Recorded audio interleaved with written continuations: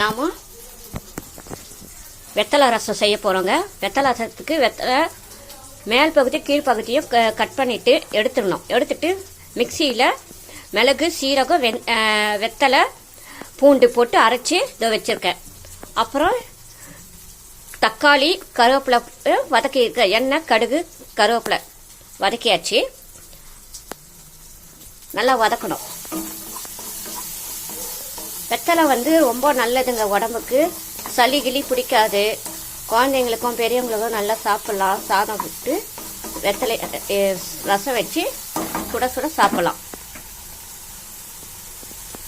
ஆனவுடனே இது மிளகு, சீரகம், வெத்தலை, பூண்டு இது மொத்தத்தையும் இதில் ஊற்றிக்கணும்,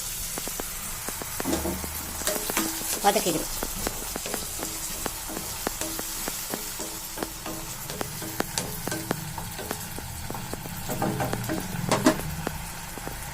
பெருங்காயம் போட்டுக்கணும்.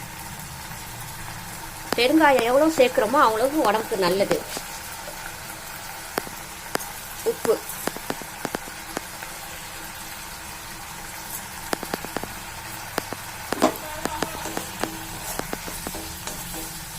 வதக்கிட்டு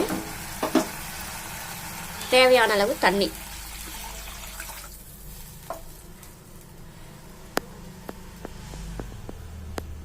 இது கொதி வந்த உடனே உங்களுக்கு நான் இறக்கி காட்டுறேன். வெத்தலை ரசம் பண்ணியாச்சுங்க. வீட்டில் ட்ரை பண்ணி பாருங்கள். லைக் பண்ணுங்கள், ஷேர் பண்ணுங்கள், கமெண்ட் பண்ணுங்கள், சப்ஸ்கிரைப் பண்ணுங்கள். ஆனால் உடம்புக்கு ரொம்ப நல்லது. வாரத்துக்கு ஒரு தடவை வெத்தலை ரசம் சாப்பிடுங்க. வெத்தலை ரசம் சாப்பிடுங்க, உடம்புக்கு நல்லது. ஓகே, பாய்.